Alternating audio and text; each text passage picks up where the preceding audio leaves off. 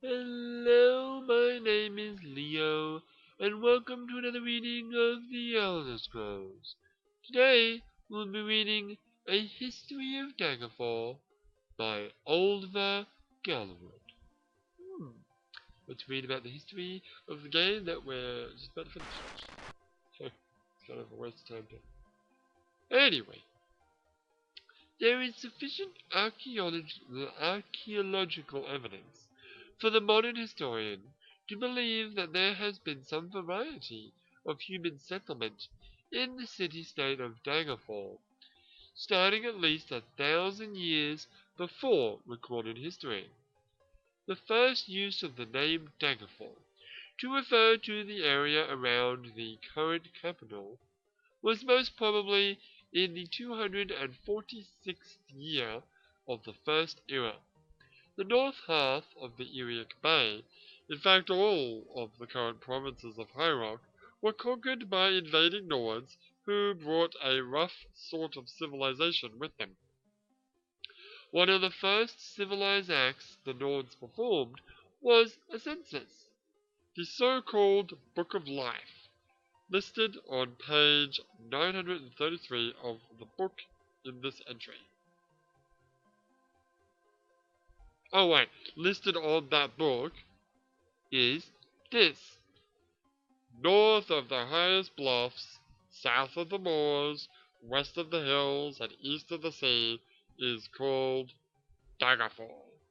110 men, 903 women, 13 children under 8 years of age. That's a very small amount of children, wouldn't you say? 58 cows, 7 bulls. Damn, those bulls are getting some. They're getting some cows, man. 63 chickens, 11 cocks. Those cocks are getting some chickens too. 38 hogs live here. Nearly 4,000 years after this census was taken, we can see. Oh wait, are we back to? Am I back to narrator voice? Oh, whoops. Nearly 4,000 years after the census was taken, we can see that these 216 people have multiplied heartily. The last census in the year Third Era 401. Is that what year it is? That's when Arena happened. We don't actually know what year it is. This game doesn't say. The actual in-game thing doesn't say. Lists the population at over 110,000. It is always difficult to find an exact number, but the capital city of Daggerfall certainly outnumbers her rivals, Sentinel and Wayrest. Really? Well, to be fair, Wayrest, over 50% of the damn city is, area for the damn palace. That's true. So there's no way for people to live. It has been a constant, if not actually helpful, amusement of historians to find the origin of place names. Daggerfall, by tradition, is said to refer to the knife the first chieftain threw to form the borders of his lands. But there are other legends that may have equal validity. The Daggerfall entry from the Book of Life actually supports one theory about the reason for Daggerfall's longevity. The people were coastal fishermen. Okay. But they also found the land itself sufficiently rich to support raising livestock. This inclination of the early citizenry towards reinforcing their principal products brought stability to a fickle land. Daggerfall thrived during the years of the Skyrim occupancy, when the Wild Hunt killed King Borgus of Winterhold. Yes, I always get. Yeah, I forgot how weirdly similar the names are in Skyrim to frickin' Game of Thrones, because it's Winterfell in Game of Thrones and Winterhold. Anyway, in First Era 369, the Northmen engaged in the War of Succession, and Skyrim greatly weakened lost her holdings in High Rock and Morrowind. The Iliac Bay had become important strategically, and Daggerfall began to expand her military. So I think this whole War of Succession thing, wasn't that what they talked about in the King Edward story, specifically about Lucky? Do you remember when we talked about the god of luck and like the Nords had it? That's why Nords took over everything, but then Luck had to leave the Nords because the balance of power was fucked up.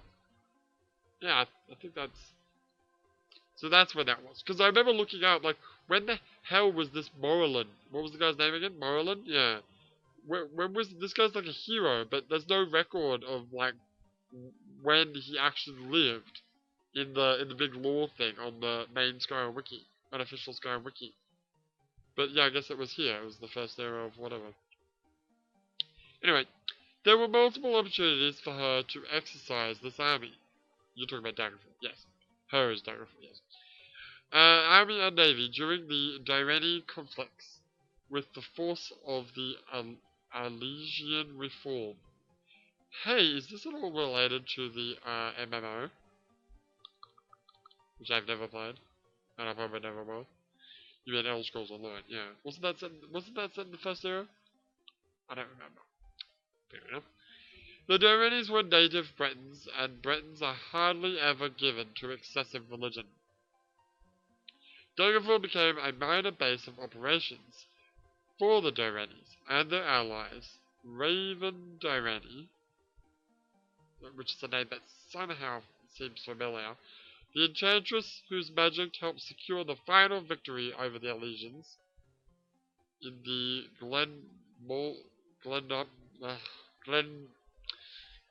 Glenumbria Moors, was one of the earliest occupants of Castle Daggerfall. That name seems really familiar. Maybe we must have read it in one of the other books. Over the centuries that followed, the Direnis fell into obscurity. Felt? You mean fell.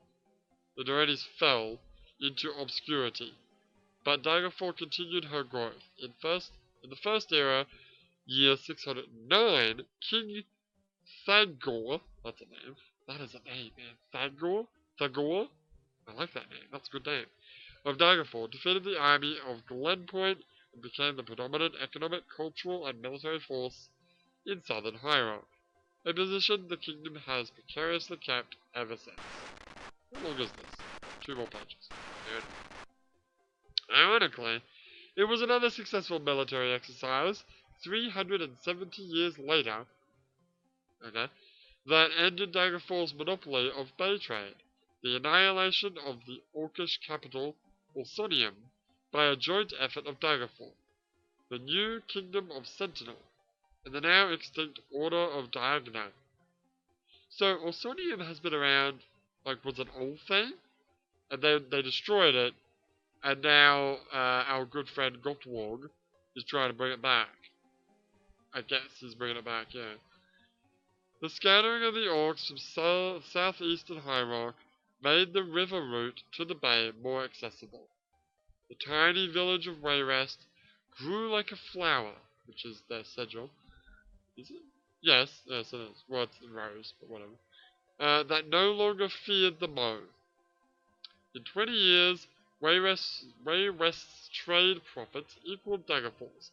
In 40 years, Wayrest was the acknowledged master of Iliac Bay trade. Yeah, go Wayrest! Whoa! Represent! Represent the rose. You know what I'm saying? Yeah, sure. In 120 years, Wayrest became the Kingdom of Wayrest. Whoa. The Kingdom of Sentinel did not exhibit Wayrest's... Oh, that is a word. That is a word. I gotta look that shit up. Hang on. Okay, so the word is... What, say it again, phone? What? Aggrandizement. Which basically just means rapid expansion. Why can't they just say rapid expansion? Aggrandizement. What a stupid fucking word. No wonder nobody uses it anymore. Ugh. The Kingdom of Sentinel did not exhibit Wayrest's aggrandizement during the first era. The Red Guards were warriors, learning the ways of the merchants, and their land was enemy enough to keep their population checked. Indeed, the number of people in all areas of the Iliac Bay was halved once in the First Era by the Theresian Plague, once again by the War of Righteousness, which sounds like an interesting name for a war, and a third time by the invading Akavari.